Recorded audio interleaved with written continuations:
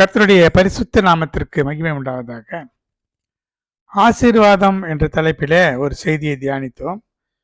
ஆசீர்வாதம் என்பது என்ன, அந்த ஆசீர்வாதத்துக்கு அடிப்படையான காரணங்கள் என்ன என்பதை அந்த செய்தியிலே நாம் தியானித்திருக்கிறோம். இப்பொழுது இந்த ஆசீர்வாதத்திற்கு விசுவாசம், கீழ்ப்படிதல், தெய்வ பயம் என்ற 3 அடிப்படை காரணங்கள் இருக்கிறதை நம்மால் வேதத்தில் இருந்து அறிந்து கொள்ள முடிகிறது. இப்படி ஆபிரகாம், ஈசாக்கு, யாக்கோபு, யோசேப்பு போன்றவர்களிடத்தில் இருந்து இந்த செய்தியை நாம் கற்றுக்கொள்கிறோம்.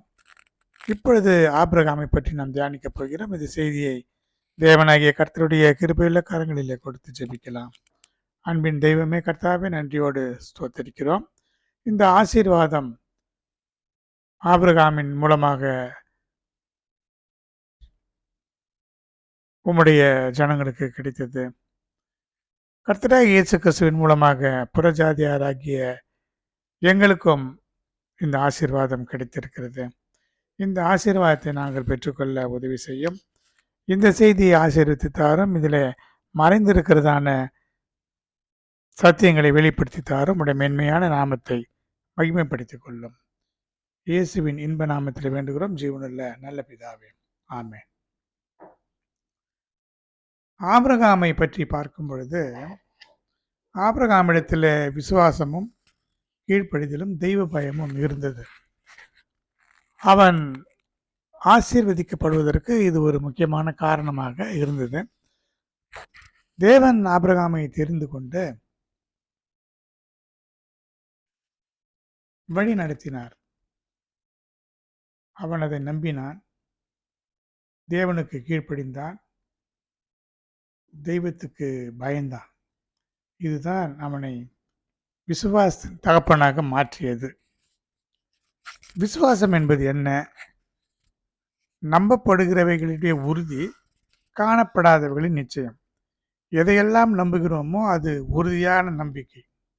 இதுவரைக்கும் நாம் கண்களாலே காணப்படாதவைகள் அது நிச்சயமாக இருக்கிறது என்று நம்புகிறது. இதுதான் விசுவாசம் என்று எபிரேயர் 11ஆம் அதிகாரம் 1ஆம் வசனத்தில் சொல்லப்பட்டிருக்கிறது. இந்த நம்பப்படுகிறவர்கள் உறுதி என்று சொல்லும் பொழுது நாம் எதை நம்புகிறோமோ, தேவன் உண்டு என்று நம்புகிறோம், அதை உறுதியாக நம்ப வேண்டும். காணப்படாதவைகளுடைய நிச்சயம் என்று சொன்னால், நாம் பரலோகத்தை காணவில்லை, இன்னும் பல ஆவிக்குரிய மறைவான ரகசியங்கள் நமக்கு வெளிப்படுத்தப்படாமல் இருக்கின்றன, அதையெல்லாம் காணவில்லை. ஆனாலும் அவைகள் இருக்கின்றது என்று நாம் நிச்சயித்திருக்கிறோம். இதுதான் விசுவாசம்.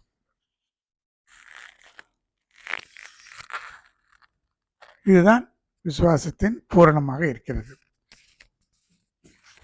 இந்த வகையிலே விசுவாசத்தினாலே ஆபிரகாம் தான் சுதந்திரமாக பெறப்போகிற இடத்திற்கு போகும்படி அழைக்கப்பட்ட பொழுது கீழ்ப்படிந்து தான் போகும் இடம் இன்னதென்று அறியாமல் புறப்பட்டு போனான் என்று எபிரேயர் 11ஆம் அதிகாரம் 8ஆம் வசனத்தில் சொல்லப்பட்டிருக்கிறது. ஆபிரகாமை தேவன் அழைத்தார். என்ன சொன்னார்? ஆபிரகாமை அழைத்து, நீ உன் தகப்பன் வீட்டையும் தேசத்தையும் இனத்தாரையும் விட்டு புறப்பட்டு நான் உனக்கு காண்பிக்கும் தேசத்துக்கு போ. எந்த தேசம் என்று சொல்லவில்லை. தேவனையும் அவன் பார்க்கவில்லை. அவன் தேவனுடைய சத்தத்தை மாத்திரம் கேட்டிருக்கலாம். அதை அவன் நம்பினான். ஆபிரகாம் அவனுடைய வம்சம் பார்க்கும் பொழுது விக்கிரக ஆராதனை செய்கிறதான ஒரு கல்தேய வம்சத்திலே அவன் பிறந்தான். அப்படிப்பட்ட ஒருவனை அழைத்து அவனை விசுவாசத்துக்கு தகப்பனாக ஆண்டவர் மாற்றினார் என்று சொன்னார். அது அவனை இந்த 3 காரியங்களும் அவனிடத்தில் இருக்கிறது என்ற ஒரு உறுதி தேவனுக்கு இருந்ததுனால தான் அவனை அழைத்திருக்கலாம். அவனிடத்தில் விசுவாசம், கீழ்ப்படிதல், தெய்வ பயம் எல்லாம் இருந்ததை தேவன் அறிந்திருக்கிறார். அதை அவன் நிறைவேற்றி உறுதிப்படுத்தி தேவனிடத்தில் நற்சாட்சியம் பெற்றான். இந்த தெய்வ பயம் என்று சொல்லும் பொழுது, நீ தேவனுக்கு பயப்படுகிறவன் என்று இப்பொழுது அறிந்திருக்கிறேன் என்று தேவனை சாட்சி கொடுத்தார்.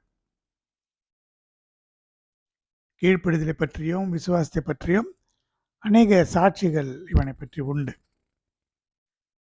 அடுத்து விசுவாசத்தினாலே வாக்குத்தத்தம் பண்ணப்பட்ட தேசத்திலே பரதேசியை போல சஞ்சரித்து அந்த வாக்குத்தத்தத்துக்கு உடன் சுதந்திரராகிய ஈசாக்கோடும் யாக்கோபோடும் கூடாரங்களிலே குடியிருந்தான் என்று பார்க்கிறோம். இந்த ஈசாக்கு யாக்கோபு இவர்களோடு கூட ஆபிரகாம் கூடாரங்களிலே கூடாரவாசியாக இருந்தான். நிலையான ஒரு வீட்டை கட்டி ஒரு இடத்திலே அவர்கள் வாழவில்லை. தேவன் எங்கெல்லாம் வழி நடத்துகிறாரோ அந்த இடங்களுக்கெல்லாம் அவர்கள் போனார்கள். நிலையான நகரம் அவர்களுக்கு எங்கும் இல்லை. இப்படி ஒரு விசுவாச வாழ்க்கையை அவர்கள் வாழ்ந்தார்கள். ஏனென்றால் தேவன் தாமே கட்டி உண்டாக்கின அஸ்திபாரங்களுள்ள நகரத்திற்கு அவன் காத்திருந்தான். தேவன் கட்டியிருக்கிறதான அஸ்திபாரங்கள் உள்ள ஒரு நகரத்துக்கு அவன் காத்திருந்தான் என்று சொல்லப்பட்டிருக்கிறது. ஆனால் அவன் அதற்குள்ளே பிரவேசிக்க முடியாது. இந்த அஸ்திபாரமுள்ள நகரத்துக்குள்ளே எருசலேம் சீயோனுக்குள்ளே பிரவேசிப்பதற்கு தகுதி புதிய ஏற்பாட்டு சபையாராகிய நமக்குத்தான் உண்டு.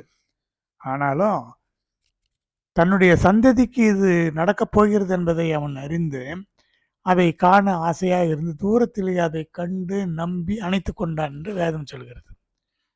இவன் அதற்குள்ளே வர முடியாமல் போனாலும் தன்னுடைய சந்ததி இங்கே வருமே என்று சொல்லி மகிழ்ச்சியாய் அதை பார்க்க ஆசையாக இருந்தான். இவர்கள் எல்லாரும் வாக்குத்தத்தம் பண்ணப்பட்டவைகளை அடையாமலே தூரத்திலே அவைகளை கண்டு நம்பி அணைத்து கொண்டு பூமியின் மேல் தங்களை அந்நியரும் பரதேசிகளும் என்று அறிக்கையிட்டு விசுவாசத்தோடைய மரித்தார்கள் என்று வேதம் சொல்கிறது. இதுதான் விசுவாசம். அடுத்து ஆதியாகமம் 15ஆம் அதிகாரத்தில் 1ஆம் வசனத்திலிருந்து பார்க்கும் பொழுது தேவனாகிய கர்த்தர் ஆபிரகாமை நோக்கி, நீ பயப்படாதே, உனக்கு நான் கேடகமோ மகா பெரிய பலனுமாய் இருக்கிறேன் என்று சொன்னார். அதற்கு அவன் சொல்கிறான், எனக்கு புத்திர சந்தானம் அருளவில்லையே, என் வீட்டிலே பிறந்த பிள்ளை சுதந்திரவாளியாக இருக்கிறானே என்று சொல்லும்பொழுது கர்த்தர் சொல்கிறார், இவன் உனக்கு சுதந்திரவாளி அல்ல, உன் கர்ப்ப பிறப்பாய் இருப்பவனே உனக்கு சுதந்திரவாளியாவான் என்று சொல்லி என்ன செய்கிறார், அவனை வெளியே அழைத்து வானத்தை அண்ணாந்து பார், நட்சத்திரங்களை என்ன உன்னாலே கூடுமானால் என்ன, இப்படி உன்னுடைய சந்ததி இருக்கும் என்று அவர் சொல்லுகிறார். அவன் கர்த்தரை விசுவாசித்தான், அதை அவர் அவனுக்கு நீதியாக எண்ணினார். இதில் ஒரு செய்தி என்னவென்று சொன்னால், ஆபிரகாமை கர்த்தர் அழைக்கும் பொழுது 75 வயது, அவனுக்கு பிள்ளை இல்லாமல் இருந்தது. 10 வருடங்கள் கழிந்தது, இப்படியே பல வருடங்கள் கழிந்து கொண்டே இருந்தது. ஆனாலும் அவனுடைய மனைவியாகிய சாராளுக்கு அவளுக்கு ஸ்திரீகளுக்குரிய வழிபாடு நின்று போயிற்று, குழந்தை பிறப்பதற்குரிய வாய்ப்பு இல்லை. ஆனாலும் ஆண்டவர் சொல்லிக்கொண்டே இருந்தார், இவனும் நம்பிக்கொண்டே இருந்தான். இதுதான் விசுவாசம். ஏனென்றால் காணப்படாதவர்களுடைய உறுதி. இப்படி அந்த நம்பிக்கையிலே உறுதியாக அவன் இருந்தான். இதுதான் அவனுக்கு விசுவாசம். அந்த விசுவாசத்தை நீதியாக எண்ணி அவனை நீதிமான் ஆக்கினார். அடுத்து ஆபிரகாமுடைய கீழ்ப்படிதலை பார்க்கும் பொழுது ஆதியாகமம் 12ஆம் அதிகாரம் 1ஆம் வசனத்தில் ஆபிரகாமை கர்த்தர் அழைத்த அந்த செய்தியை நாம் பார்க்கிறோம். நீ உன் தேசத்தை, உன் இனத்தை, தகப்பனுடைய வீட்டை விட்டு புறப்பட்டு நான் உனக்கு காண்பிக்கிற தேசத்துக்கு போ, நான் உன்னை பெரிய ஜாதியாக்கி உன்னை ஆசீர்வதித்து உன் பெயரை பெருமைப்படுத்துவேன், நீ ஆசீர்வாதமாக இருப்பாய் என்று சொல்லும் பொழுது நாம் ஏற்கனவே சொன்னது போல குழந்தை பிறப்பதற்கு எந்த விதமான வாய்ப்புமே அவனுக்கு இல்லை. ஆனால் அப்படி சொல்கிறார், உன்னை நான் பெரிய ஜாதி ஆக்குவேன். ஒரு குழந்தை கூட பிறக்க வாய்ப்பில்லாத ஒருவனை பார்த்து பெரிய ஜாதியாகவே ஆக்குவேன் என்று சொல்லும் பொழுது அதை அவன் நம்பி விசுவாசித்தான். அது மட்டுமல்ல, உன்னை ஆசீர்வதிக்கிறவர்களை ஆசீர்வதிப்பேன், உன்னை சபிக்கிறவனை சபிப்பேன், பூமியில் உள்ள வம்சங்கள் எல்லாம் உனக்குள்ளே ஆசீர்வதிக்கப்படும். தேவன் இவனை ஆசீர்வதித்ததுனால அந்த ஆசீர்வாதம் இவனுடைய சந்ததியாக இந்த பூமியிலே பரம்பக்கூடிய அந்த ஜனங்களுக்கு அந்த ஆசீர்வாதம் இருக்கும். இதுதான் ஆண்டவர் அவனுக்கு சொன்னதான காரியம். அப்படியே 75 வயதுள்ளவனாக அவன் புறப்பட்டு போனான். அப்பொழுது அங்கே கர்த்தருக்கு ஒரு பலிபீடத்தை கட்டி தொழுது கொண்டான். இவனுக்கு நிறைய மிருக ஜீவன்கள், வெள்ளி பொன் ஆசைகளை உடைய சீமானாக இவன் இருந்த பொழுது கர்த்தர் அப்படி அவனை ஆசீர்வதித்தார்.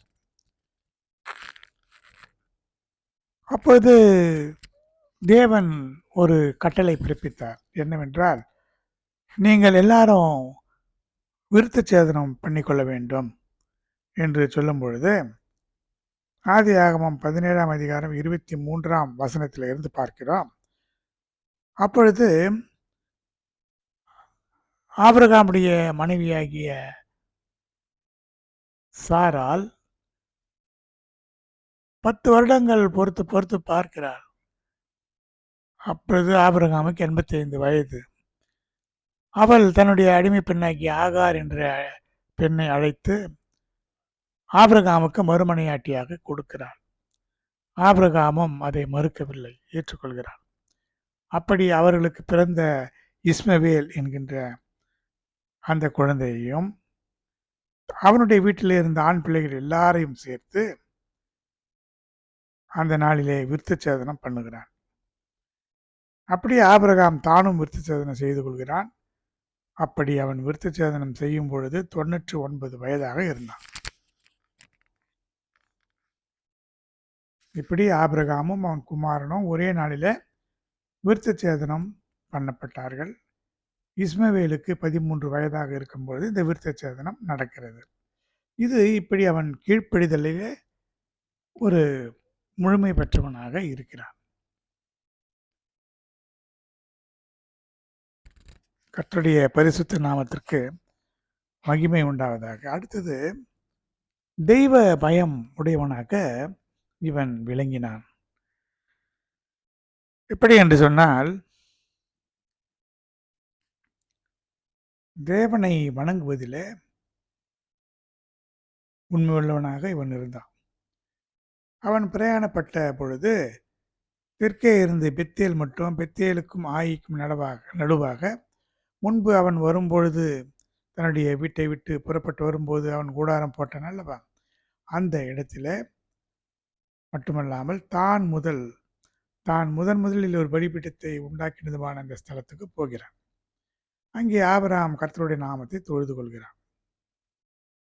இப்படி இருக்கின்ற வேளையிலே அங்கே அவர்கள் தங்கினார்கள். ஆபிரகாமோடு கூட வந்ததான அவனுடைய சகோதரனுடைய குமாரனாகிய லோத்துக்கும் ஆடு மாடுகளும் மிகுதியாக இருந்தது. இப்படி இவர்கள் எல்லாரும் ஒருமித்து குடியிருக்க அந்த பூமி அவர்களை தாங்கக்கூடாமல் இருந்தது. ஏனென்றால் அவருடைய ஆஸ்தி மிகுதியாக இருந்தபடினாலே ஒருமித்து வாசம் பண்ண முடியவில்லை. அதனாலே லோத்துடைய மந்தை மேய்ப்பருக்கும் ஆபிரகாமுடைய மந்தை மேய்ப்பருக்கும் வாக்குவாதம் உண்டாயிற்று. அப்பொழுது ஆபிரகாம் லோத்தை நோக்கி, எனக்கும் உனக்கும் என் மேய்ப்பருக்கும் உன் மேய்ப்பருக்கும் வாக்குவாதம் வேண்டாம், நான் சகோதரர். இந்த தேசமெல்லாம் உனக்கு முன் இருக்கிறது அல்லவா, நீ என்னை விட்டு பிரிந்து போகலாம். நீ இடதுபுறம் போனால் நான் வலதுபுறம் போகிறேன், நான் வலதுபுறம் போனால் நீ இடதுபுறம் போகிறேன் என்று சொல்லுகிறான். இதில் தெய்வ பயம் என்பது எப்படி இருக்கிறது என்று சொன்னால், நாம் சகோதரர் என்று சொல்லப்பட்டிருக்கிறது. நியாயப்பிரமாணத்தின்படி என்ன சொல்லப்பட்டிருக்கிறது, உன் சகோதரனை மனதிலும் நிந்தியாதே, உன் சகோதரனை அவன் மீது பகை உன் இருதயத்திலும் பகையாயாக என்று நியாயப்பிரமாணத்தில் சொல்லப்பட்டிருக்கிறது. ஆனால் இவருடைய காலத்திலே நியாயப்பிரமாணம் சொல்லப்படவில்லை. ஆனாலும் நியாயப்பிரமாணம் அவருடைய இருதயத்திலே, மனசாட்சியின் காலத்திலே இருதயத்தில் எழுதப்பட்டிருந்தது என்று வேதம் சொல்லுகிறது. அதனால அவன் அப்படி தெய்வத்துக்கு பயந்து, நாம் ஒரு குடும்பத்தைச் சேர்ந்த சகோதரர்களாக இருக்கிறதுனால நாம் சண்டை போட வேண்டாம். நீ இப்படி போனால் இடதுபுறம் போனால் நான் வலதுபுறம் போகிறேன், அல்லது வலதுபுறம் போனால் நான் இடதுபுறம் போகிறேன் என்று சொல்லி பிரிந்து போகிறார்கள்.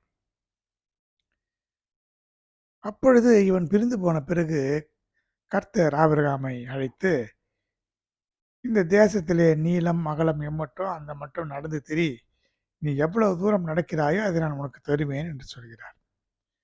அப்படி அவன் போய் அங்கே கர்த்தருக்கு ஒரு பலிபீடத்தை கட்டி தொழுது கொள்கிறான். அடுத்து அங்கே ஒரு யுத்தம் நடக்கிறது 4 ராஜாக்களுக்கும் 5 ராஜாக்களுக்கும். இது ஆதியாகமம் 14ஆம் அதிகாரம் 8 முதல் இருக்கிற வசனங்களில நாம் பார்க்கலாம். சோதோமின் ராஜாவும், குமாராவின் ராஜாவும், அத்மாவின் ராஜாவும், செபோயமின் ராஜாவும், சோவார் என்னும் பேலாவின் ராஜாவும் ஆகிய இந்த 5 ராஜாக்கள் சீத்திம் பள்ளத்தாக்கிலே ஏலாமின் ராஜாவாகிய கெதர்லா கோமேரோடும், ஜாதிகளின் ராஜாவாகிய திதியாலோடும், சினேயரின் ராஜாவாகிய அப்ராப்பியலோடும், ஏலாசாரின் ராஜாவாகிய அரியோகோடும், இந்த 5 பேரோடும் அவர்கள் யுத்தம் பண்ணினார்கள். இந்த 5 ராஜாக்களோடு இந்த 4 ராஜாக்கள் யுத்தம் பண்ணும் பொழுது, அங்கே இருந்த லோத்தின் குமாரனும் சோதேமிலே குடியிருந்ததுனால அவனையும் அவன் பொருட்களையும் கொண்டு போய்விட்டார்கள். அப்பொழுது அவனுடைய சகோதரனுடைய குமாரன் அவனை விட்டு பிரிந்து போனாலும் தெய்வ பயம் அவனுக்குள்ளே, ஆபிரகாமுக்குள்ளே இருந்தது. ஏனென்றால் இரத்தப்பழி வந்து விடும் அல்லவா?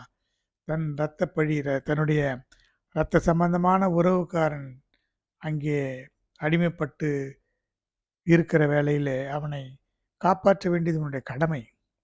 எனவே என்ன செய்கிறான்? போய் அவனோடு கூட 318 ஆட்கள் தொடர்ந்து போய் அந்த ராஜாக்கள் மேலே விழுந்து அவர்களை முறிய அடிக்கிறான். அவர்களை ஓபா மட்டும் துரத்துகிறான். லோத்தையும் அவனுடைய பொருட்களையும் ஸ்திரீகளையும் ஜனங்களையும் திருப்பி கொண்டு வந்தான். இது அவன் செய்ததான ஒரு நன்மையான ஒரு காரியமாக இருக்கிறது. இப்படி இருக்கின்ற வேளையில உன்னதமான தேவனுடைய ஆசாரியனாக இருந்த சாலேமின் ராஜாவாகிய மெல்கிசேதேக்கு அப்பமும் திராட்சரசமும் கொண்டு வந்து அவனை ஆசீர்வதித்து, வானத்தையும் பூமியையும் உடையவராகிய உன்னதமான தேவனுடைய ஆசீர்வாதம் ஆபிரகாமுக்கு உண்டாவதாக என்று வாழ்த்துகிறான். ஏன் அப்படி வாழ்த்த வேண்டும்? வானத்தையும் பூமியையும் உடையவர், அதை உண்டாக்கினவர். அப்படியானால் வானத்துக்குரிய ஆசீர்வாதம், பூமிக்குரிய ஆசீர்வாதம் எல்லாம் ஆபிரகாமுக்கு கொடுப்பார் என்று இவன் அவனை ஆசீர்வதிக்கிறான். வானத்தின் ஆசீர்வாதங்கள் என்று சொல்லும்போது பரலோகத்துக்குரிய ஆசீர்வாதங்கள், பூமிக்குரிய ஆசீர்வாதம் என்று சொன்னால் பூமிக்குரிய சகல ஆசீர்வாதங்கள். இப்படி இந்த 2 ஆசீர்வாதங்களையும் கொடுப்பார் என்று ஆசீர்வாதம் பண்ணும் பொழுது அது அவனுக்கு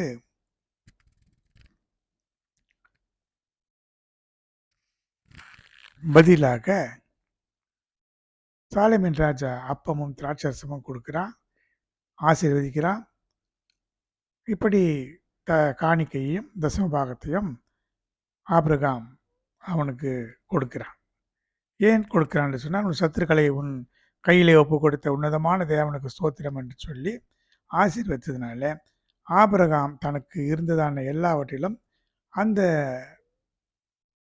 ஆசாரியனுக்கு தசம பாகமாக கொடுக்கிறான். முதலிலே தசம பாகம் கொடுத்தவன் ஆபிரகாமாக எடுத்துக்கொள்ளலாம். அப்பொழுது சோதோமின் ராஜா அங்கே வருகிறான். ஆபிரகாமை நோக்கி, ஜனங்களை எனக்கு தந்துவிடும், இங்கே இருக்கிற கொள்ளை பொருட்களை எல்லாம் நீங்கள் எடுத்துக்கொண்டு சென்று விடலாம் என்று சொல்லும் பொழுது இங்கே தேவனை மகிமைப்படுத்துகிறான், தேவனுக்கு பயப்படுகிறான். அப்படிப்பட்ட ஒரு வார்த்தையை நம்ம இங்கே பார்க்கலாம். சோதோமின் ராஜாவை பார்த்து, ஆபிராமை ஐஸ்வர்யவானாக்கினேன் என்று நீர் சொல்லாதபடிக்கு நான் ஒரு சரட்டையாகிலும் பாதரட்சியின் வாரையாகிலும் உமக்கு உண்டானவைகளில் யாதொன்றையும் எடுத்துக்கொள்ளேன் என்று சொல்கிறான். ராஜாக்கள் சண்டை போடுகிறார்கள். இந்த கொள்ளை பொருள் ராஜாக்களுக்கு தான் போக வேண்டும். இவன் இந்த ராஜாக்களை எல்லாம் வென்று விட்டான். ஆனால் கொள்ளை பொருள் என்னமோ அவனுக்குத்தான் உரியது, ஆபிரகாமுக்கு உரியதுதான். ஆனாலும் அவன் என்ன சொல்கிறான், ஆபிரகாமை ஐஸ்வர்யவானாக்கினேன் என்று நீ சொல்ல வேண்டாம். அது தேவனை மட்டுப்படுத்துகிறது போல இருக்கும். இவன் என்ன நினைக்கிறான், ஆபிரகாமை ஐஸ்வர்யவானாக்குவது தேவனாகிய கர்த்தராக மாத்திரம் இருக்க வேண்டும் என்று இவன் விரும்புகிறான். அதனால என்ன சொல்கிறான், உனக்கு உண்டானவைகள் இதெல்லாம் உம்முடையது, எல்லாவற்றையும் நீ எடுத்துக்கொள். நான் ஒரு சின்ன பொருளை கூட, ஒரு பாதரட்சியின் வாரை கூட நான் எடுத்துக்கொள்ள மாட்டேன் என்று வானத்தையும் பூமியையும் உடையவராகிய உன்னதமான தேவனாகிய கர்த்தருக்கு நேராக என் கையை உயர்த்துகிறேன் என்று சொல்கிறான். இதுதான் தெய்வ பயம். தேவனாலே ஆசீர்வதிக்கப்பட வேண்டும் என்று அவன் விரும்புகிறானே தவிர வேறு யாரும் தனக்கு கொடுக்க வேண்டும் என்று அவன் வாஞ்சிக்கவில்லை. அடுத்து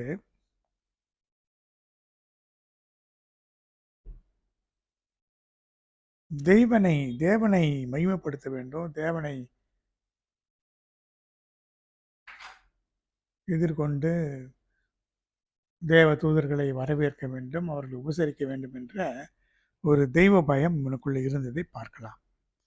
ஆதியாகமம் 18ஆம் அதிகாரம் 1ஆம் வசனத்திலிருந்து பார்க்கும் பொழுது, மம்ரேயின் சமபூமியிலே அவன் கூடார வாசலிலே உட்கார்ந்திருக்கும் பொழுது 3 புருஷர் அவனுக்கு எதிராக வந்து நின்றார்கள்.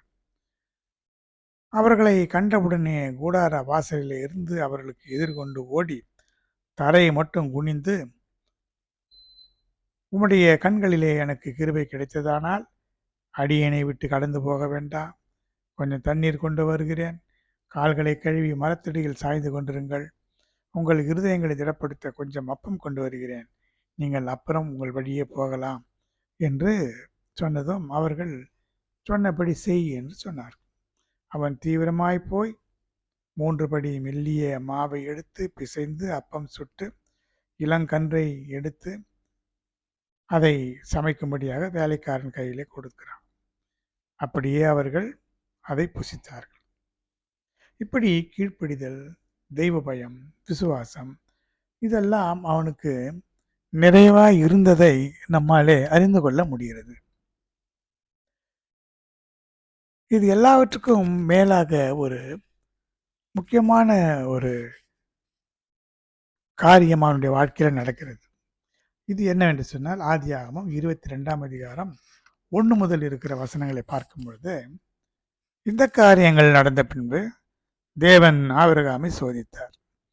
எப்படி என்றால், அவர் அவனை நோக்கி ஆபிரகாமே என்று சொன்னார். அவன் இதோ அடியேன் என்றான்.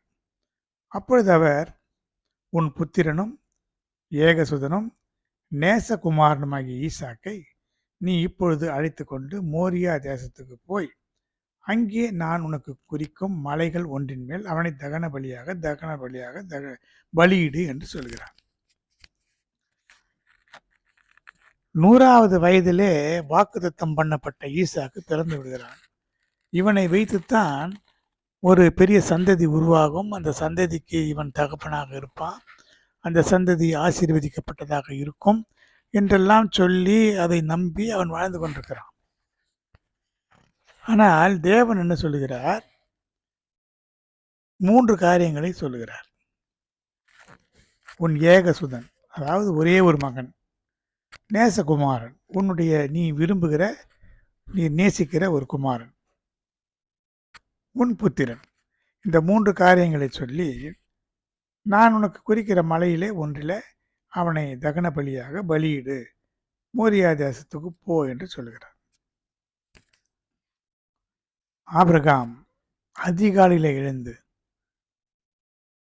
தன் கழுதின் மேலே சேனங்கட்டி வேலைக்காரில் 2 பேரையும் குமாரனாகிய ஈசாக்கையும் கூட்டிக் கொண்டு கட்டைகளை பிளந்து கொண்டு குறிப்பிட்ட இடத்திற்கு போகிறான். இது இது எப்படிப்பட்ட பிரயாணம்? 3 நாட்கள் பிரயாணம் பண்ணுகிறார்கள். எதற்காக தேவன் பக்கத்திலே இருக்கிற இடத்திலே போய் தகன பலியாக பலியிட சொல்லாமல் 3 நாள் நடந்து போக வேண்டிய தூரத்தை நியமித்தார்? அந்த 3 நாளிலே அவன் மனம் மாறுகிறதா? பின்மாற்றம் அடைகிறானா? எதற்காக இந்த குழந்தையை பலியிட வேண்டும்? இவன் மூலமாகத்தானே சந்ததி விளங்கும் என்று சொன்னார் என்று அவன் நினைத்திருக்கலாம். தன் மனைவியாகிய சாராளிடத்தில் சொல்லவே இல்லை. அவள் உறங்கிக் கொண்டிருக்கிற நேரத்தில் அதிகாலையில் எழும்பி தேவனுக்கு கீழ்ப்படிந்து போகிறான். 3வது நாளிலே தேவன் சொன்ன அந்த இடத்தை தூரத்திலே பார்க்கிறான். இப்பொழுது அவன் ஒன்று சொல்லுகிறான்.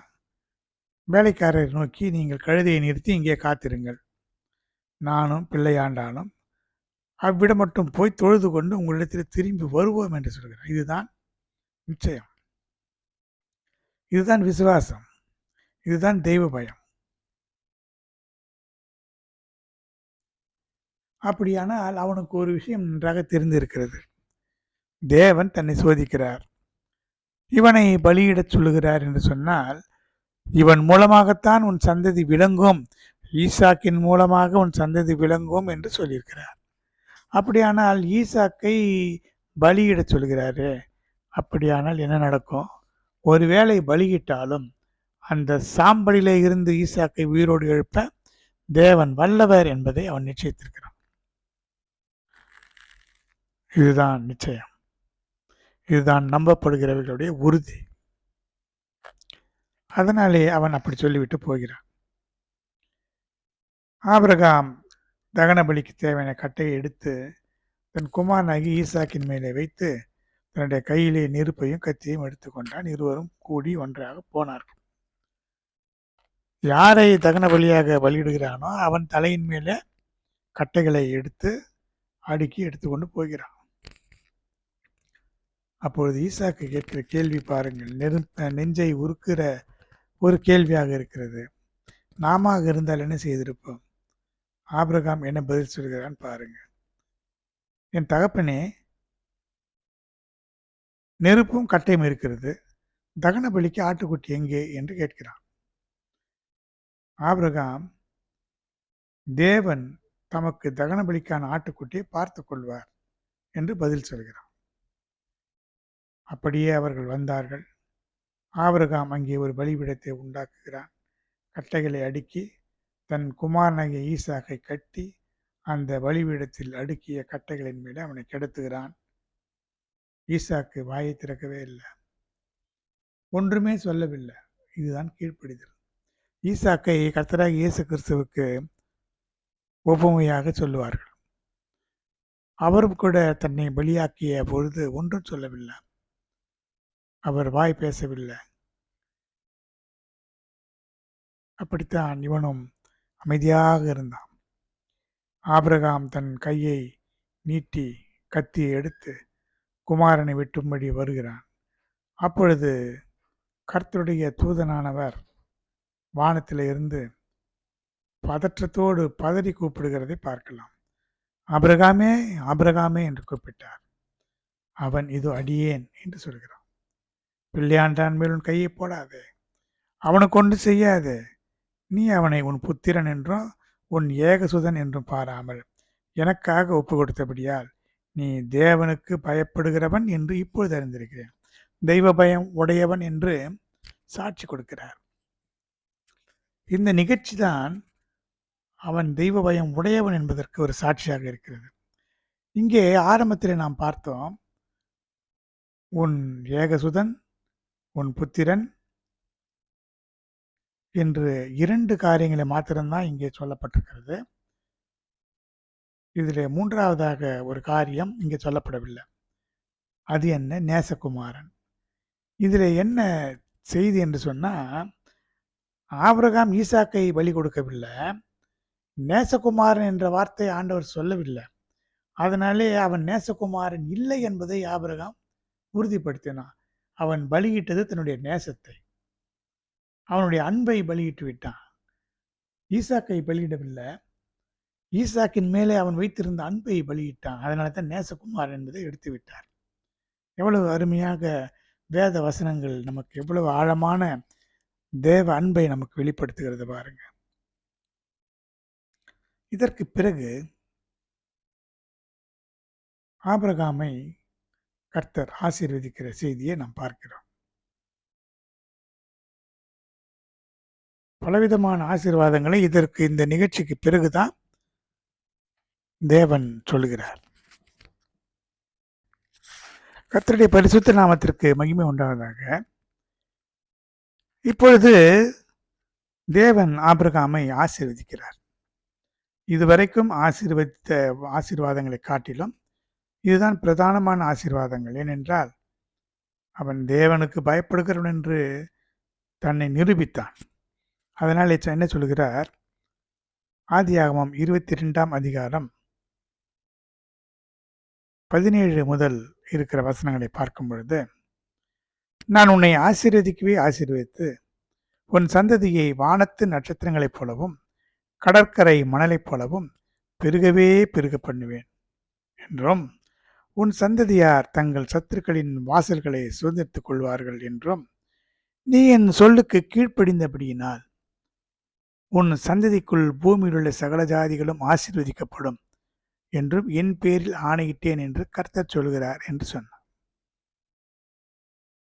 இப்படி ஒரு ஆசீர்வாதத்தை தேவன் ஆபிரகாமுக்கு கொடுக்கிறதை நாம் பார்க்கிறோம். அப்படியானால் கீழ்ப்படிதல், தெய்வ பயம், விசுவாசம், இதனாலே இந்த ஆசீர்வாதம் அவனுக்கு உண்டானது என்பதை நாம் அறிந்து கொள்ள முடிகிறது. அடுத்து ஆபிரகாம் செய்த ஒரு காரியம் என்னவென்று சொன்னால், தன்னுடைய சனம் ஒரு விசேஷமான பரிசுத்தமான ஜாதியாக இருக்கிறதுனால அங்கே இருக்கிற கானானியரோடு கலந்து கொள்ளக்கூடாது என்பதில் மிக உறுதியாக இருந்தான். அதனால என்ன செய்கிறான்? ஈசாக்குக்கு பெண் கொள்ள வேண்டும் என்று நினைக்கும் பொழுது தன்னுடைய வீட்டிலே வயதிலே மூத்தவனோ எல்லாவற்றுக்கும் அதிகாரியாக இருக்கிறவனுமாகிய தன்னுடைய ஊழியக்காரனை நோக்கி, நான் குடியிருக்கிற கானானியருடைய குமாரத்திகளிலே நீ என் குமாரனுக்கு பெண் கொள்ளாமல் நீ என் தேசத்துக்கும் என் இனத்துக்கும் போய் என் குமாரனாகிய ஈசாக்குக்கு பெண் கொள்வேன் என்று வானத்துக்கு தேவனும் பூமிக்கு தேவனுமாகிய கர்த்தர் பேரிலே எனக்கு ஆணையிட்டு கொடுக்கும்படிக்கு நீ உன் கையை என் தொடையின் கீழ் வை என்று சொல்கிறான். அப்படியே அவன் போகிறான். போய் ஆபிரகாமுடைய சந்ததியில இருக்கிறதான பெத்துவேலின் குடும்பத்தில் பெத்துவேலின் குமாரத்தியை ஈசாக்குக்காக பெண் கொள்ளும்படியாக போகிறான். அப்பொழுது அவன் சொல்லுகிறான், கர்த்தரின் எஜமானை மிகவும் ஆசீர்வதித்திருக்கிறார். அவர் சீமானாயிருக்கிறார். கர்த்தர் அவருக்கு ஆடு மாடுகளையும் வெள்ளியையும் புண்ணையும் வேலைக்காரரையும் வேலைக்காரிகளையும் ஒட்டகங்களையும் கழுதைகளையும் கொடுத்திருக்கிறார். நீ என் தகப்பன் வீட்டிற்கு போய் என் இனத்தாரிடத்தில் என் குமாரனுக்கு பெண் கொள்ள வேண்டும் என்று எனக்கு ஆணையிட்டு கொடுக்கும்படி சொன்னார். நான் சொன்னேன், ஒருவேளை அந்த பெண் என் பின்னாலே வராதே போனால் என்ன செய்ய வேண்டும் என்று கேட்டபொழுது அதற்கு விசுவாசத்தோடு அவன் சொல்லுகிறான், நான் வழிவிடும் கர்த்தர் உன்னோடே தம்முடைய தூதனை அனுப்பி உன் பிரயாணத்தை வாய்க்க பண்ணுவார். என் இனத்தாரிடத்திலோ என் தகப்பன் வீட்டிலோ நீ என் குமாரனுக்கு பெண் கொள்வாய் என்று அவன் விசுவாசத்தோடு சொல்லி அனுப்புகிறான். இப்படி இந்த காரியம் இப்படி கர்த்தராலே வந்தது என்று லாபானும் பெத்துவேலும் கூறுகிறார்கள். அதனாலே நாங்கள் உமக்கு நலம் புலம் ஒன்றும் சொல்லக்கூடாது என்று சொல்லி ஆபிரகாமுக்கு கர்த்தர் என்ன வார்த்தை சொல்லி ஆசீர்வதித்தாரோ அந்த வார்த்தை இவர்கள் கூறுகிறார்கள். ரெபெக்காளை வாழ்த்தும் பொழுது, எங்கள் சகோதரியே நீ கோடா கோடியாய் பெருகுவாயாக, உன் சந்ததியார் தங்கள் பகைஞருடைய வாசல்களை சுதந்திரித்துக் கொள்வார்களாக என்று சொல்லுகிறதை நாம் பார்க்கலாம். இது ஈசாக்கை பலியிட்ட பொழுது கர்த்தர் ஆபிரகாமுக்கு சொன்னதான ஒரு ஆசீர்வாதம். இது எப்படி அவர்களுக்கு தெரியும் என்று சொன்னா, சோதோம் கொமோரா பட்டணத்தை அழிப்பதற்கு முன்னதாக ஆபிரகாமுக்கு இந்த காரியத்தை கர்த்தர் வெளிப்படுத்துகிறார். வெளிப்படுத்தும் போது சொல்லுகிறார், நீ தேவனுடைய கட்டளைகளையும் நியமங்களையும் காத்து நடக்க வேண்டும் என்று உன் சந்ததியாருக்கு, உன் பின்னடியாருக்கு சொல்லுவாய், அவர்களை அப்படி வழி நடத்துவாய் என்பதை நான் அறிந்திருக்கிறேன் என்று சொல்லியிருக்கிறார். அப்படி சொல்ல வேண்டும் என்பது ஒரு நியமமாக இருக்கிறது. இதற்கு பின்வரும் காலங்களிலே, நியாயப்பிரமாணத்திற்கு உட்பட்ட காலங்களிலே அதை ஒரு நியமமாகவே தேவன் சொல்லியிருக்கிறார். நீ உட்காரும் பொழுதும், எழுந்திருக்கும் பொழுதும், படுக்கும் பொழுதும், போகையிலும் வருகையிலும் உன் பிள்ளைகளுக்கு தேவன் செய்த மகத்துவங்களை சொல்ல வேண்டும். அவைகள் நியாயப்பிரமாணம் உன்னுடைய கண்களுக்கு நடுவிலே ஞாபகக்குறியாக இருக்க வேண்டும். உன் கைகளுக்கு நடுவே அடையாளமாக நினைப்படுதலாக இருக்க வேண்டும் என்றெல்லாம் சொல்லியிருக்கிறார். ஆக இதுவெல்லாம் தெய்வ பயமாக இருக்கிறது. இப்படிப்பட்ட தெய்வ பயத்தோடு கூட நாம் வாழ வேண்டும். அப்பொழுதுதான் நமக்கு ஆசீர்வாதங்கள் பெருகும் என்று இந்த செய்தியிலே நாம் அறிந்து கொள்ள முடிகிறது. இப்படிப்பட்ட ஆசீர்வாதங்களை நாம் பெற்றுக்கொள்ளும்படியாக தெய்வ பயத்தையும் விசுவாசத்தையும் தேவன் நமக்கு தரும்படியாக, கீழ்ப்படிதல் உள்ள ஆவியினாலே நிரப்பப்படும்படியாக நாம் ஜெபிக்கலாம். அன்பின் தெய்வமே, கர்த்தாவே, நன்றியோடு உம்மை ஸ்தோத்திரிக்கிறோம்.